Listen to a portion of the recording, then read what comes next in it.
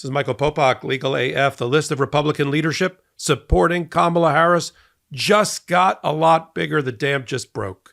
We have 700 former national security, military officers, secretaries of state, many who served in a Republican administrations, a few that served in the Trump administration, all launching into an endorsement, full-throated endorsement of Kamala Harris and giving their reasons why, as Donald Trump is seen as a threat to democracy, a threat to our foreign policy, a threat to our security interests, and that the choice is clear. It has to be Kamala Harris. Now, listen, let's just talk about what's happened since this group of Republicans for Harris has come together. And I would offer, and I would posit that Judge Michael Luttig, who's appeared with me on the show on our Legal AF on a regular basis, started it, broke the glass ceiling, gave permission, because he was one of the first just 2 months ago to come out with political courage as a Federalist, as a conservative, as a Republican lifelong, having never voted or supported anyone who was a Democrat before, and gave permission in a 5-page letter as to why the choice was clear and binary, that there was only one party in a two-party system that could be the guardian of our Constitution and Constitutional Republic, and her name was Kamala Harris. Then from there, we had over 200 members of the Republican Party that have all come out in favor of Kamala Harris, leaders, well-known names, people that would be up the Mount Rushmore of the Republican Party in any other year. We had 100 national security and intelligence officers and people that swore an oath to America also endorsed. We had 12 White House counsel, people that worked for presidents, including Republican presidents dating back to Reagan, all coming out in favor of Kamala Harris. And now we've got 741. I mean, the list is so long that if I were to read you from their letter on single spacing, double columned, all of the people that have signed this letter, it would just, you'd miss a day of work. Let me read to you from the letter. The letter is relatively short. The power of the letter and the new website that they've established, the National Security Leaders for America. We'll put it up on the board. Let me read you what they wrote. And get ready, sit down, get a cup of coffee, wait till you hear what they had to say. And this includes, just so you know, the scorecard, 15 retired 4-star generals, 12 cabinet members, 8 service secretaries, meaning for the armed services, 120 ambassadors, and 3 people, at least, that were in the Trump administration, including the U.S. Army general, the vice chairman of the Joint Chiefs of Staff, and other 4-star generals. And of course, you had the secretaries of state that have come out against them, including 2 that are Republicans, Chuck Hagel and William Cohen. Sure, they served in Democratic administrations, but they are lifelong Republicans, along with Hillary Clinton and John Kerry. So let me read you the letter now. To the American people. We are former public servants who swore an oath to the Constitution. Many of us risked our lives for it. That stands in contrast to Donald Trump, who no one in his family, dating back to when they first came to this country from wherever, Germany or wherever, ever served in the American Armed Forces. We are retired generals, admirals, senior non-commissioned officers, ambassadors, and senior civilian national security leaders. We are Republicans, Democrats, and independents. We are loyal to the ideals of our nation, like freedom, democracy, and the rule of law, not to any one individual or party. We do not agree on everything, but we all adhere to 2 fundamental principles. This is at least 2 fundamental principles. They got 741 people at this level, this echelon, to agree to. First, we believe America's national security requires a serious and capable commander-in-chief. Second, we believe American democracy is invaluable. Each generation has a responsibility to defend it. That is why we, the undersigned, proudly endorse Kamala Harris to be the next president of the United States. Again, the courage of this, not just doing it behind closed doors, not just going behind the curtain or whatever version of the curtain there is today and pulling the lever for your intended choice, but telling the American people and making the case for Kamala Harris in the final moments of this campaign. This election is a choice between serious leadership, the letter continues, and vengeful impulsiveness. It is a choice between democracy and authoritarianism. Vice President Harris defends America's democratic ideals, while former President Trump endangers them. Vice President Harris has proven she is an effective leader able to advance American national security interests. Her relentless diplomacy with allies around the globe preserved a united front in support of Ukraine's fight against Russian aggression, giving Kamala Harris due props, due shout out for the work she's done as vice president, as co-president, if you will, on the Ukraine issue. She grasps the reality of American military deterrence, promising to preserve the American military status as the most lethal force in the world. The contrast with Mr. Trump, the letter continues, is clear. Where Vice President Harris is prepared and strategic, he is impulsive and ill-informed. He has heaped praise on adversarial dictators, like in China, North Korea, and Russia's Vladimir Putin, as well as the terrorist leaders of Hezbollah. You heard him during the debate stage, by the way, little commentary here, where he praised Viktor Orban, the strongman dictator of Hungary, as a role model, and his fanboy fascination and bromance with Vladimir Putin and the leader of North Korea is always on full display. Conversely, the letter continues, he has publicly and privately excoriated the leaders of our most steadfast allies, attacking our allies, including the United Kingdom, Israel, Australia, Canada, and Germany. He abandoned our Kurdish allies while ceding influence in the Middle East to Russia, Iran, and China. Further, Mr. Trump denigrates our great country, listen to this, and does not believe in the American ideal that our leaders should reflect the will of the people. A chilling criticism of somebody who was once president and is trying to return to office. To say that about a presidential candidate, this sounds like somebody who should be indicted for treason, not somebody that should be given the job of the leader of the free world. The letter continues, while Vice President Harris follows the democratic norms we expect of any political leader, including promising to abide by the outcome of the pending election and respecting the rule of law, Mr. Trump is the first president in American history to actively undermine the peaceful transfer of power, the bedrock of American democracy. The letter continues on the top of page 2. Mr. Trump threatens our democratic system. He has said so himself. He has called for the termination of parts of the Constitution. He said he wants to be a dictator, and his clarification that he would only be a dictator for a day is not reassuring. He has undermined faith in our elections by repeating lies without evidence of millions of fraudulent votes. He has shown no remorse for trying to overturn the 2020 election on January 6th. Remorse? He said he was kidding. He said he was being sarcastic when he said he only lost by a whisker. Promises to pardon the convicted perpetrators, that's the Jan 6 defendants, and has made clear he will not respect the results of the 2024 election should he lose again, which is likely. That alone proves Mr. Trump is unfit to be commander-in-chief. We believe, as President Reagan said, that America is a shining city on a hill. Yet in this election, one of President Reagan's more ominous warnings is equally relevant. Freedom, he said, is never more than a generation away from extinction. Think about that. Our endorsement of Vice President Harris is an endorsement of freedom and an act of patriotism. It is an endorsement of democratic ideals of competence and of relentless optimism in America's future. We hope you will join us in voting for her sincerely.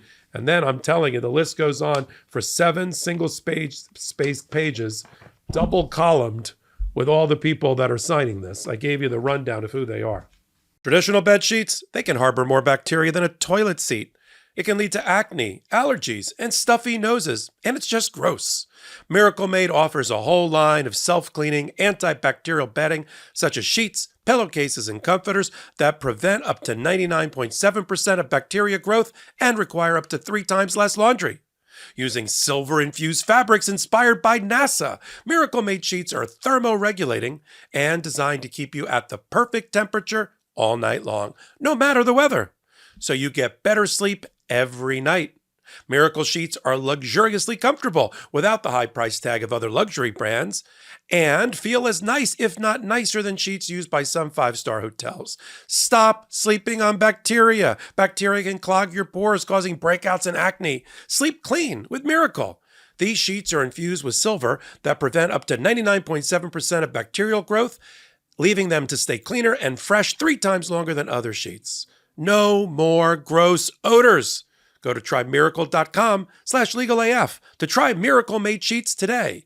And whether you're buying them for yourself or as a gift for a loved one, If you order today, you can save over 40%. And if you use our promo, Legal AF, at checkout, you'll get 3 free towels and save an extra 20%.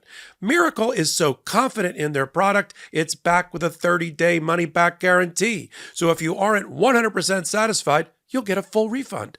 Upgrade your sleep with Miracle Made. Go to trymiracle.com/legalaf and use the code LegalAF to claim your free 3-piece towel set and save over 40% off. Again, that's trymiracle.com/legalaf to treat yourself. Thank you, Miracle Made, for sponsoring this episode. This is not just, let me give you my commentary now. This is not just political theater, like wearing a t-shirt, a white guy wearing a Blacks for Trump t-shirt, or a white MAGA wearing white male MAGA wearing a Women for Trump t-shirt, or trying to use AI to make people think that Taylor Swift and the Swifties support Donald Trump. I have never, and I've been following politics since I was a boy, since I was in short pants, and now 58. I started voting at 18. I was on the Democratic. I was a Democratic representative for our local Democratic Party at 18, and I was a student of the American presidency in college and in law school.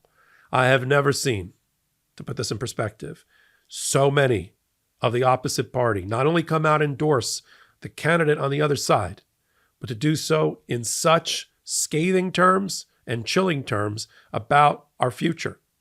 To quote Ronald Reagan, that our democracy and freedom is only one generation away from extinction. Extinction means that we have a duty, and we have to pick up this clarion call of these over 1,000 Republicans who have come out, people in the national security intelligence industry, right?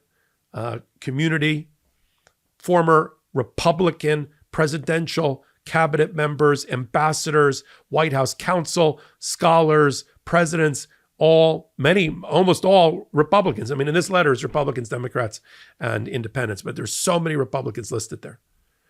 And if you want to bury your head, I'm talking to the 5% that haven't made up their mind yet. If you want to bury your head in the sand and act like this is normal and normalize so many of our leaders whose job it is under a sworn oath to the Constitution to protect us, to ensure, and you want to substitute your judgment that over theirs on this critical issue, I implore you to do more research, to do more analysis, independent, and come up with your own conclusion. But factor in all of these data points of these ambassadors, leaders of our national intelligence and security community, leaders of our military, Joint Chiefs of Staff on down, our secretaries of state, secretaries of defense, and people that worked for Republicans that they could be proud of, not this. And heed the call as you're making your decision. We'll continue to follow it all. This won't be the last hot take we're going to do on this network about another large group of Republican leaders who would rather just be in retirement, to be honest with you, and not be involved in the day-to-day of politics and retail politics, but felt their patriotic duty to get off the sidelines and get into this participatory democracy, which has become a contact sport. You can't do it from the comfort of your living room or your couch. You got to do it in the streets, if you will. You got to do it at the polling places. You got to go and help register voters. You got to go knock on doors. You got to go on phone banks. You got to go bring 5 to 10 of your friends to the polls and make sure they're registered in advance so when they wake up on November 5th, they can vote. And make sure the people in your life, the seniors in your life that may be housebound or in nursing homes or assisted living facilities that want to participate in our democracy can do that. Make sure they're enfranchised and not disenfranchised. Make sure that we don't allow voter suppression because the lines are too long or the hours are too short or the registration has been made too difficult by Republicans. Don't let voter integrity and voter integrity laws, which are really voter suppression laws and an Orwellian use of the term. Don't let that stop the exercise of the vote. There's a reason why that people when they get democracy around the world, or they get to vote for the first time, are so happy and so proud. We've seen those photos. People with their purple thumbs because they registered to vote or they were able to vote that day. Wear proudly the button that says, or the sticker that says, I voted today. Because there are people, hundreds of millions of people around the world that don't have that luxury. But think about what it means, your vote protecting the bedrock of our democracy and making sure the guardrails to protect our democracy from being accidentally toppled by a wannabe, would-be petty dictator or somebody that doesn't understand, never understood the Constitution or the president's role in it, doesn't get anywhere near the White House. We'll continue to follow it all on the MeidasTouch Network and on Legal AF. Good news, everybody. We've got a new pro-democracy channel running parallel, if you will, to the MeidasTouch YouTube channel called Legal AF. I'll be curating the top stories at the intersection of law and politics and bringing it to you the way that you expect it. Still doing my work on the MeidasTouch Network. The MeidasTouch Legal AF podcast stays on the MeidasTouch Network, but we'll be opening up a new channel that you can help support and help us get to 100,000 free subscribers before Halloween. That's my goal. We're almost halfway there. And you can go over to that channel. Find it on YouTube at Legal AFMTN, at Legal AFMTN for MeidasTouch Network. And until my next hot take, until my next podcast Wednesdays and Saturdays, 8 p.m. Eastern Time, right here on the MeidasTouch Network. And then my next original content only on the Legal AF MTN YouTube channel. This is Michael Popok reporting. In collaboration with the MeidasTouch Network, we just launched the Legal AF YouTube channel. Help us build this pro-democracy channel where I'll be curating the top stories, the intersection of law and politics. Go to YouTube now and free subscribe at Legal AF MTN. That's at Legal AF MTN.